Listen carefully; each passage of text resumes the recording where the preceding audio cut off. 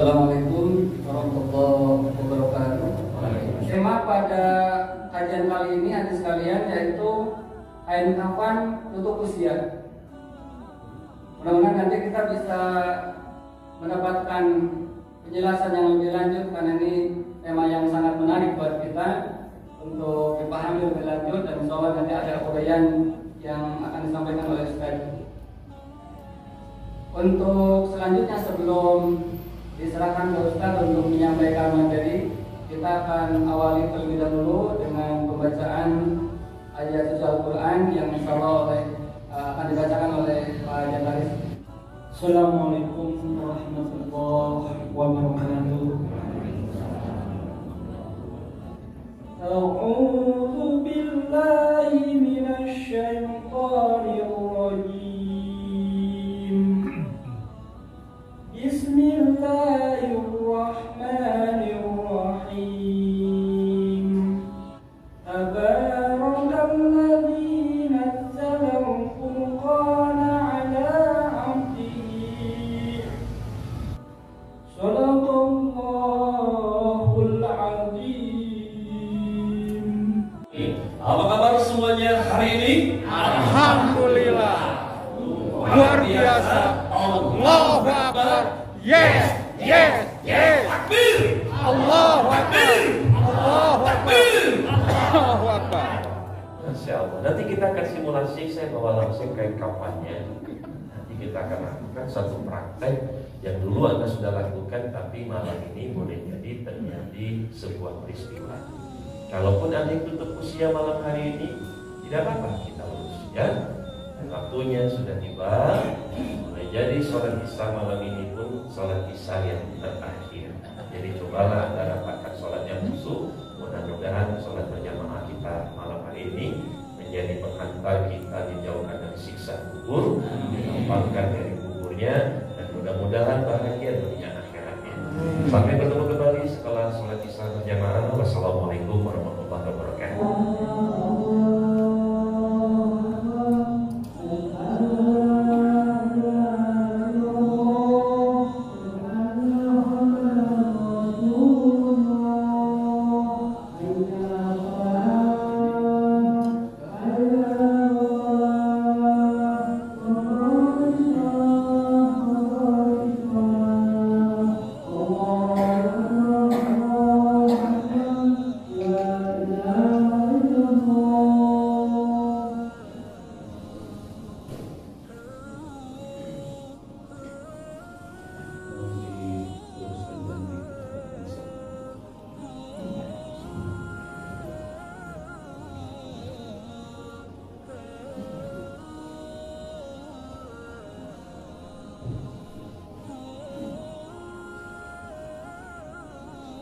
Allahu Akbar.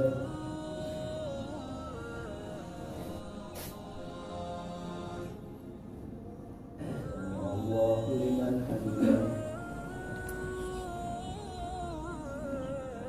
Allahu Akbar.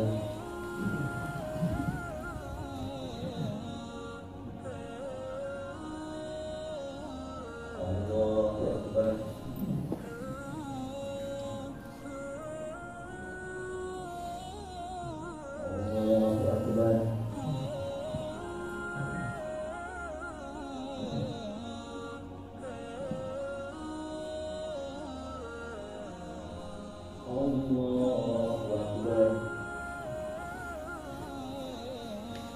Bismillahirrahmanirrahim.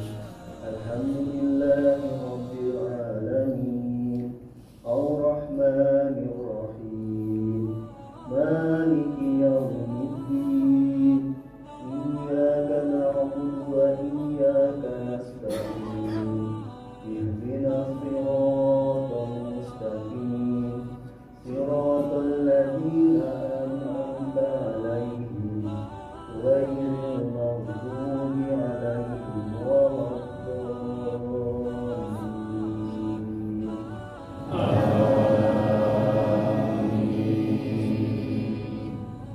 Semua di sini saya mau menyampaikan beberapa pemberitahuan. Yang pertama mengenai apa itu safari dakwah.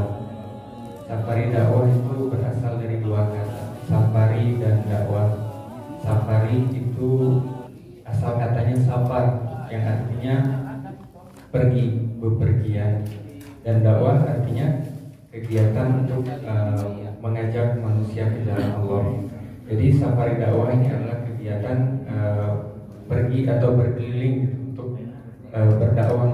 Dan Indonesia, safari dakwah Indonesia ini adalah tempat di mana kami berdakwah. Nah, kemudian pemberitahuan selanjutnya, insya Allah nanti dari kami, dari tim safari dakwah ada beberapa lembar absensi atau lembar absensi gitu untuk Bapak Ibu semua, yang mana ini nanti digunakan untuk apabila Bapak dan Ibu semua ingin terhubung gitu dengan Abi Fahri gitu. Karena Abi Fahri programnya bukan hanya offline gitu, tapi ada kegiatan online-nya juga gitu. Dan dari situ kita bisa menjalin silaturahim gitu. Dan selanjutnya mungkin nanti ada kotak infak dari kami tim Safari Dakwah gitu, yang mana untuk digunakan operasional kegiatan Safari Dakwah. Dan informasi yang terakhir, insya Allah nanti dari tim Safari Dakwah ada bazar buku. Buku ini ditulis langsung oleh Fahri langsung, yang mana nanti keuntungan penjualannya digunakan untuk kegiatan Safari Dakwah ini. Dan yang terakhir, insya Allah karena sekarang Abi Fahri lagi ada program pembangunan pusdiklat Al-Quran di Ciwidey. Nah, mungkin akan ada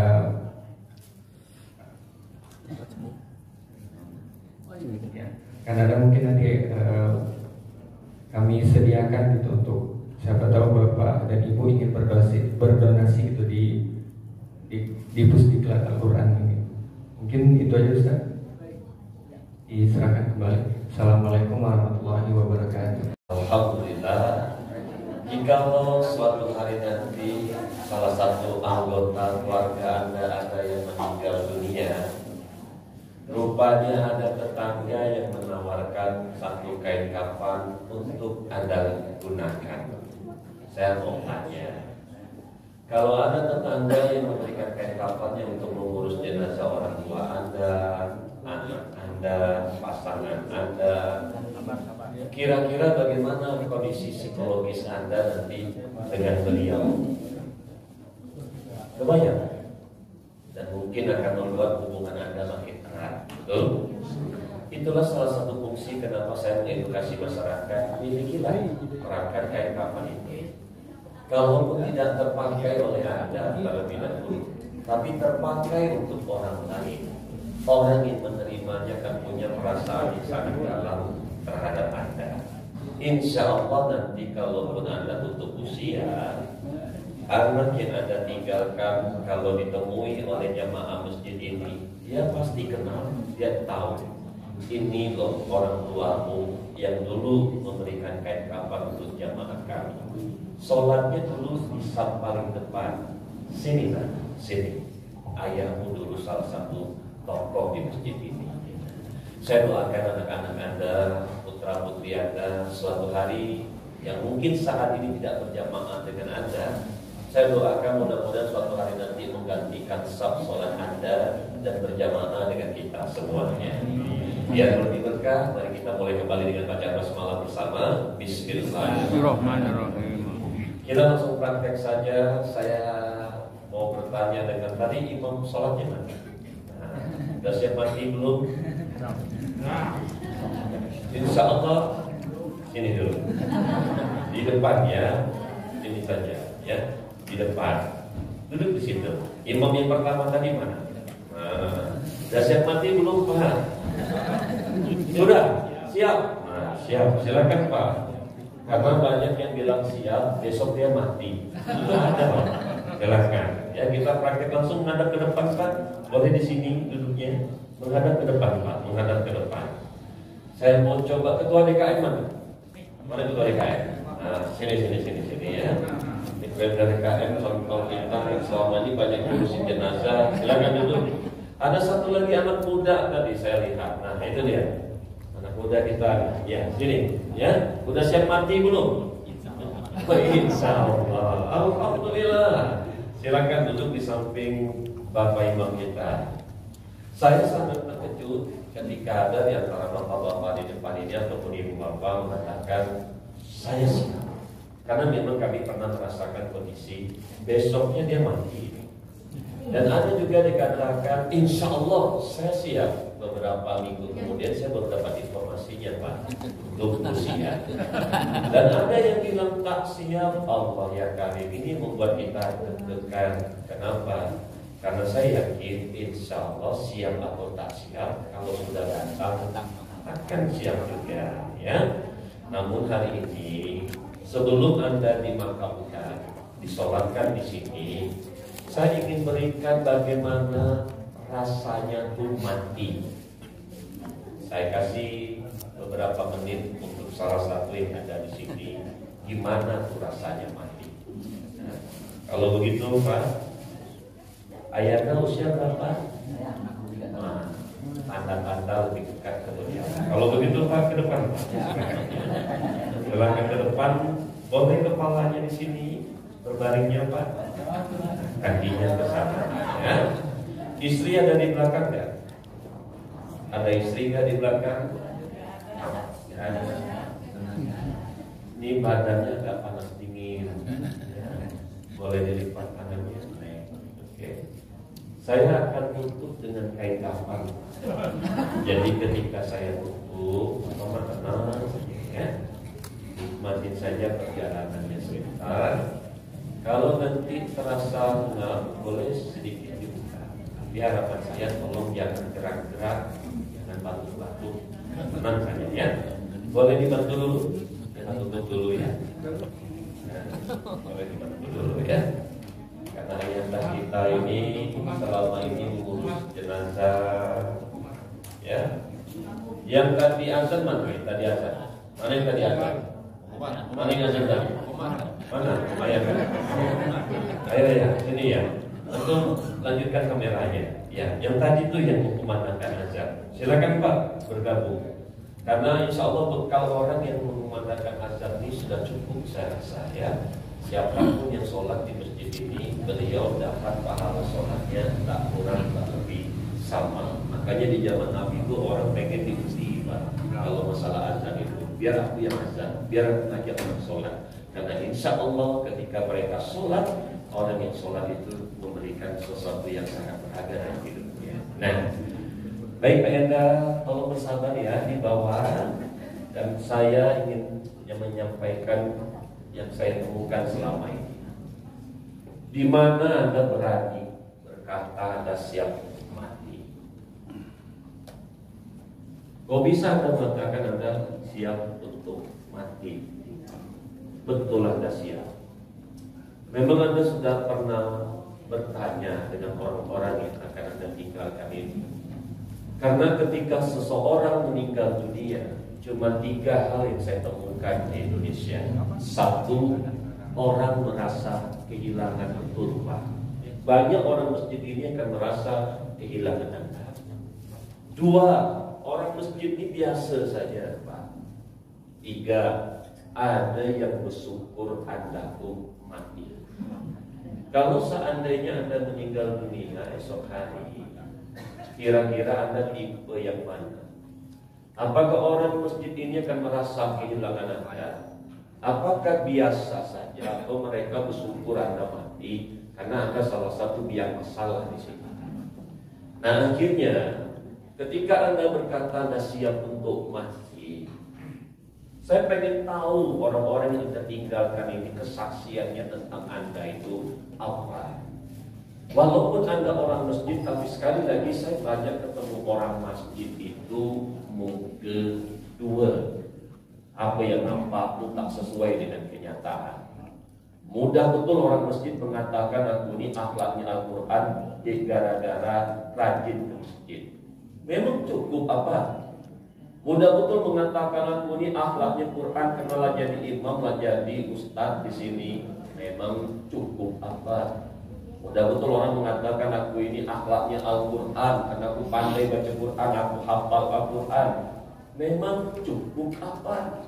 Karena saya banyak ketemu orang tuh cuma merasa berakhlak Al-Quran, bukan berakhlak Al-Quran.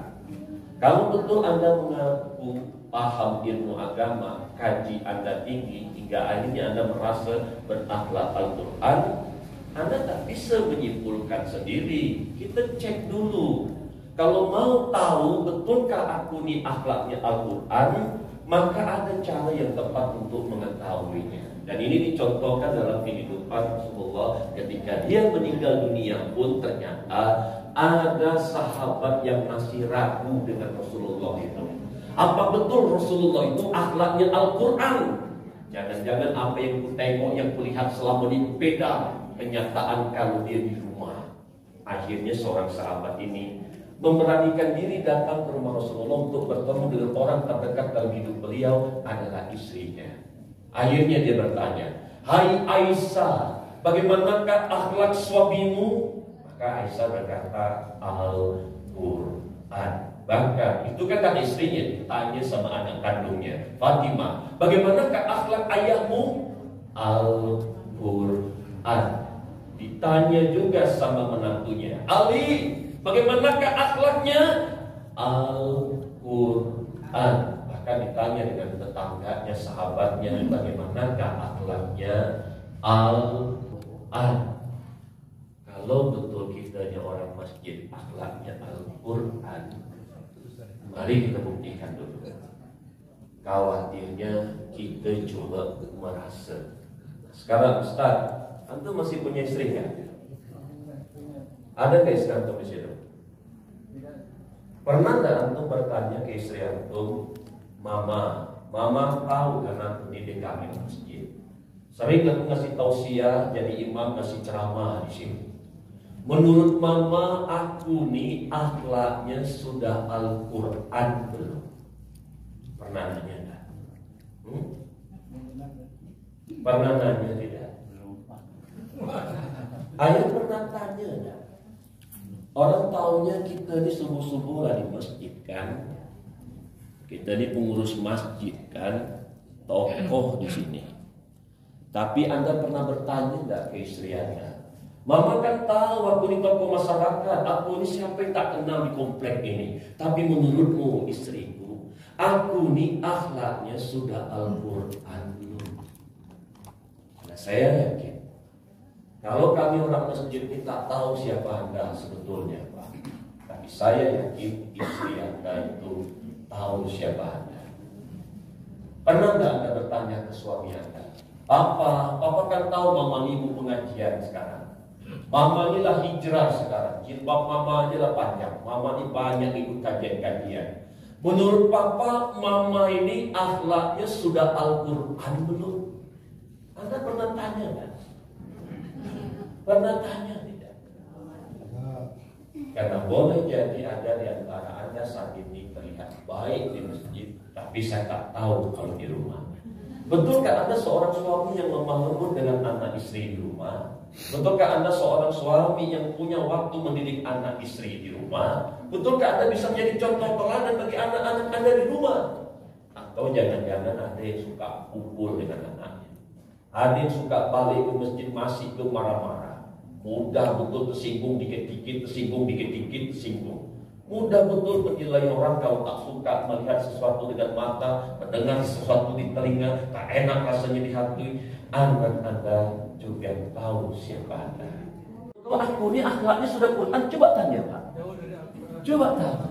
Cobalah tanya nih, tuh gimana tuh? Menurut Datuk aku ini akhlaknya sudah Quran belum? Coba tanya. Nah, sekali lagi, kami menemukan kondisi permasalahan di masjid ini banyak. Ada orang masjid balik sholat berjamaah, ada aja yang suka ngomongin orang.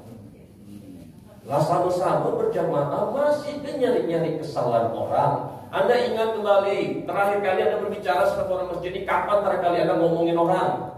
Kalau betul kita orang masjid, takkan mungkin kita ngomongin orang, apalagi prasangka buruk sama orang. Kita ini orang yang rajin sholat kan? Orang yang rajin sholat tuh takkan mungkin dimudah menilai orang. Ada orang rajin sholat balik di rumah, marah-marah sama anak, marah-marah sama istri. Mana anak istri itu percaya saya, papa dari mana? Papa dari masjid sholat berjamaah. Lalu kenapa pulang dari masjid marah-marah? Mengaku kaji tinggi, paham agama, tapi dikit-dikit tersinggung, tak dihormati tersinggung, tak dihargai tersinggung, tak disebut namanya tersinggung, tak dianggap tersinggung. Di mana Anda mengaku Anda tuh paham ilmu agama, ngaku baca Qurannya rajin, hafal Quran. Orang rajin baca Quran, hafal Quran tuh pakai lembut hatinya, bukan tersinggung. Betul tidak? Nah sekarang coba kembali renungkan, apa betul kita disiap untuk mati? Gimana pendapat orang yang hidup ini tentang kita? Saat ini saya bertanya, ya masih punya istrinya? Ada tak di belakangnya? Tidak ada di belakangnya? Hah? Di rumah ada? Saya mau tanya, menurut Anda istri Anda tuh bahagia nggak punya suami kayak Anda itu? Pernah nanya nggak? Belum pernah nanya? Tahu dari mana bahagia? Ya iyalah Bu Pari, bahagia buktinya masih menemani saya hidup berumah tangga sampai puluhan tahun saat ini. Pak, istri Anda itu bertahan dengan Anda saat ini belum tentu dia itu bahagia. Kenapa? Karena boleh jadi istri yang saat ini menemani Anda itu, dia bertahan sampai saat ini itu bukan untuk Anda, Pak, untuk anak cucunya, Pak. Kalau bukan kena anak cucuku, ku tinggalkan kamu. Baik-baiknya manusia yang paling pintar dan cerdas itu adalah yang mempersiapkan kematiannya. Maka mari kita persiapkan kematian kita itu. Bagaimana hubungan Anda dengan Allah saat ini? Coba ceritakan. Yang lebih parah lagi, kami menemukan orang rajin sholat selama ini di masjid ini tak tahu pula arti bacaan sholatnya. Dia ngomong sesuatu selama ini ke Allah, tapi dia sendiri tak tahu ngomong apa. Itu yang disebut orang yang mabok, orang yang gila tuh Pak. Dia ngomong sesuatu selama ini ke Allah, tapi dia sendiri tak tahu ngomong apa. Dan kalau Anda mau fakta, saya berikan datanya. 97% muslim yang sholat selama ini di Indonesia tak tahu tuh apa jawaban Allah, tak tahu arti bacaan sholat. Mungkin belum tersentuh. Karena saya paham kalau di rumah Anda lah rajanya, tak akan ada yang berani melawan Anda. Apalagi Anda memanglah pemimpin di sana.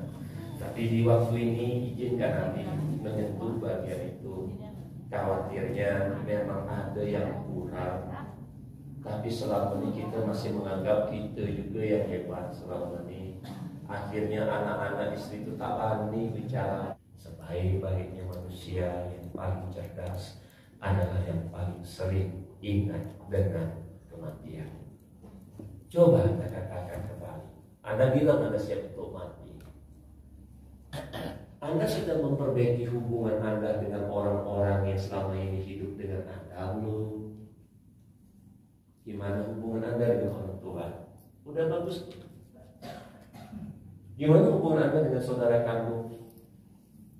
Sudah diperbaiki belum?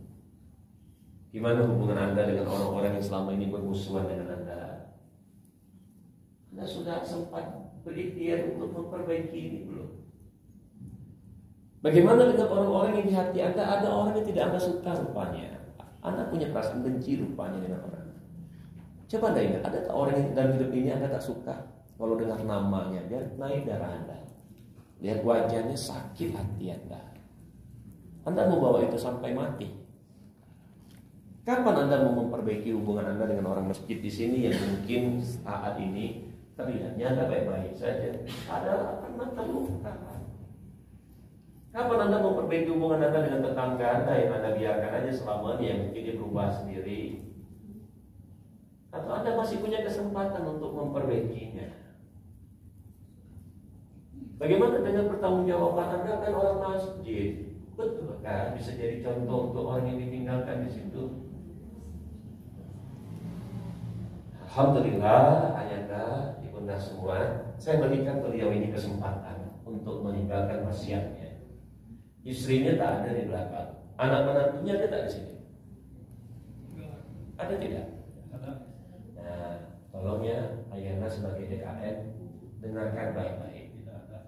Tolong wakili kami kalaupun dia meninggal dunia, bahkan kemarin itu selesai acara nih, dia berpikir nak datangi istrinya untuk minta maaf. Ternyata sebelum sampai ke istrinya terselungkup di situ, meninggal. Jadi tidak ada jaminan Anda saat ini berpikir berencana untuk nanti balik mengkondisikan, belum tentu lagi bisa. Maka saya berikan kesempatan beliau untuk menyampaikan pesan wasiatnya untuk keluarganya, yang mungkin ketika beliau tak sampai ke rumah, Anda bisa sampaikan. Tolong Pak, Anda tinggalkan kebutuhan mereka. Tapi bagaimana kalau seandainya malah membuat mereka bertengkar, padahal Anda memperjuangkan untuk mereka, biar mereka makin baik hidupnya.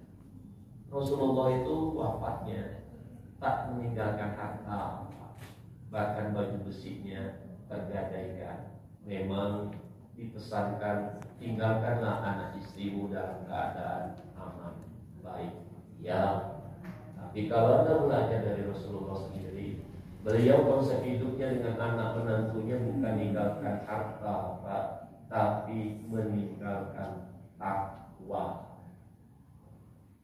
Saya adalah pembina generasi muda di Indonesia. Saya paham betul dampak kalau Anda berpikir meninggalkan harta. Akhirnya boleh jadi kualitas anak Anda tak seperti Anda yang bertarung ini. Anak Anda manja, tapi Rasulullah meninggalkan anak-anaknya dengan takwa. Kalau Anda tinggalkan anak Anda dengan takwa, maka dia paham salah satu bagian takwa, dia harus kerja keras. Dia tak mau jadi beban buat orang. Dia akan semangat untuk belajar. Dia akan senang menolong saudaranya dan seterusnya. Kalau dia takwa.